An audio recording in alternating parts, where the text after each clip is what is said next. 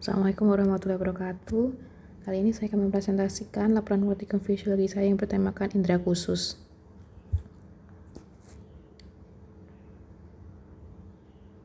Skenario, seorang berusia 53 tahun datang ke klinik dokter umum dengan keluhan merasa ruangan berputar, pusing, gangguan pendengaran, bunyi berdenging pada telinga, dan perasaan penuh dalam kedua telinga.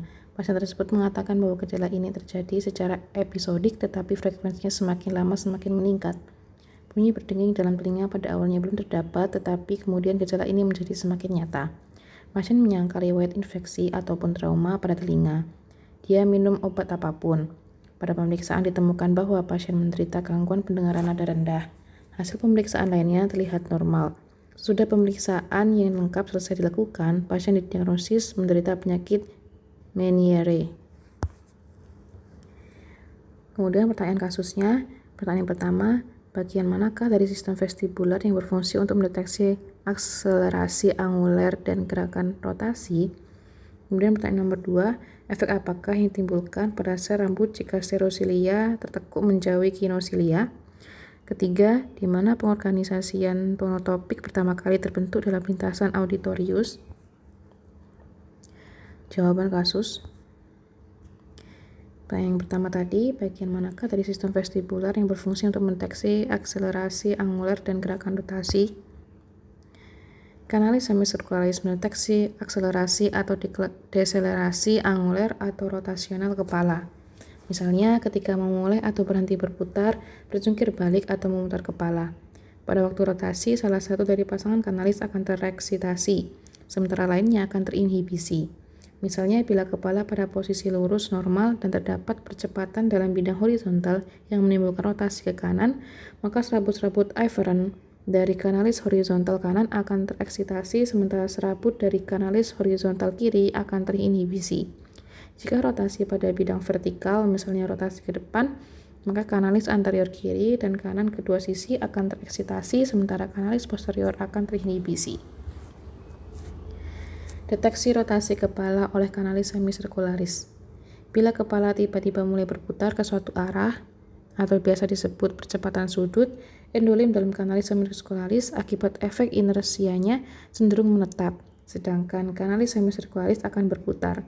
Mekanisme ini menyebabkan cairan secara relatif mengalir dari dalam kanalis semicircularis dengan arah yang berlawanan dengan perputaran kepala. Saat kepala diputar, selama beberapa detik pertama, tahanan ke belakang terhadap cairan pada kanalis semicircularis dan melewati kupula yang sedang membengkok menyebabkan endolim mulai berputar dengan kecepatan yang sama cepatnya dengan kecepatan kanalis semicircularis itu sendiri.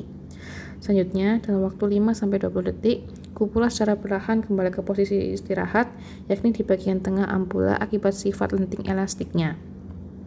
Bila putaran dengan tiba-tiba dihentikan, cairan endolim tetap terus berputar, sedangkan kanalis semicircularis berhenti.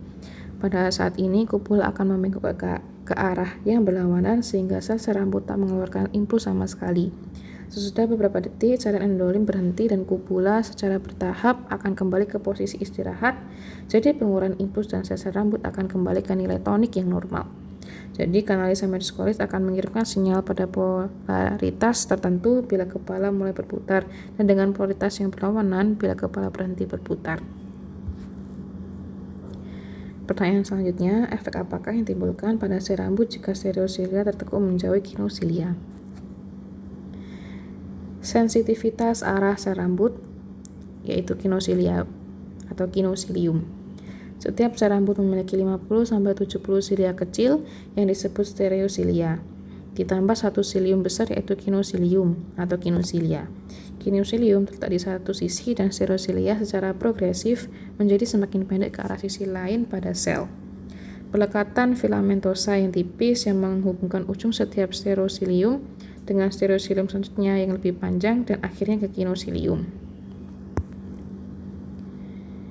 Kemudian gerakan stereosilia terhadap kinosilia. Ada yang mendekati kinosilia dan ada yang menjauhi kinosilia. Apabila stereosilia melekuk ke arah kinosilium atau kinosilia, pelekatan filamentosa akan menarik stereosilia berikutnya, mendorongnya ke arah luar badan sel. Pergerakan ini akan membuka kanal cairan dalam membran sel neuron di sekeliling dasar stereosilia dan kanal tersebut menghantarkan ion positif dalam jumlah besar. Ion positif mengalir ke dalam sel dari jaringan endolim di sekelilingnya, menimbulkan depolarisasi membran reseptor. Bila serosilia membentuk ke arah kinosilium, perjalanan impuls meningkat. Pembengkokan tangkai serosilia ke arah yang berlawanan, yaitu ke belakang atau menjauhi kinosilium, menurunkan tegangan pada perlekatan, dan pergerakan ini akan menutup kanal ion. Dengan demikian menimbulkan hiperpolarisasi reseptor. Pembengkokan serosilia yang menjauhi kinosilia menurunkan perjalanan impuls, bahkan mematikan seluruhnya. Pertanyaan nomor 3, di mana pengorganisasian tonotopik pertama kali terbentuk dalam lintasan auditorius?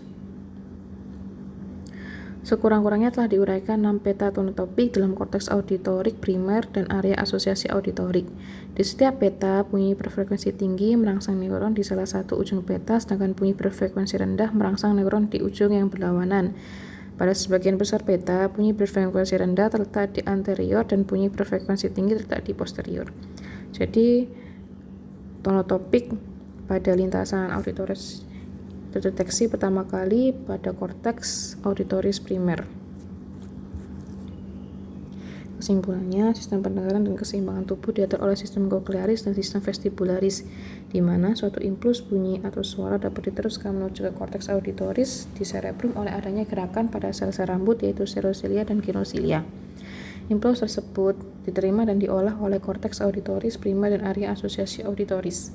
Sedangkan asosiasi gerakan diatur oleh sistem vestibular, yaitu kanalis hemisphenalis, yang melibatkan pergerakan kanalis hemisphenalis dan cairan endolim. Berikut adalah daftar pustaka yang saya gunakan. Terima kasih. Semoga bermanfaat. Jazakumullahu khairan. Wassalamualaikum warahmatullahi wabarakatuh.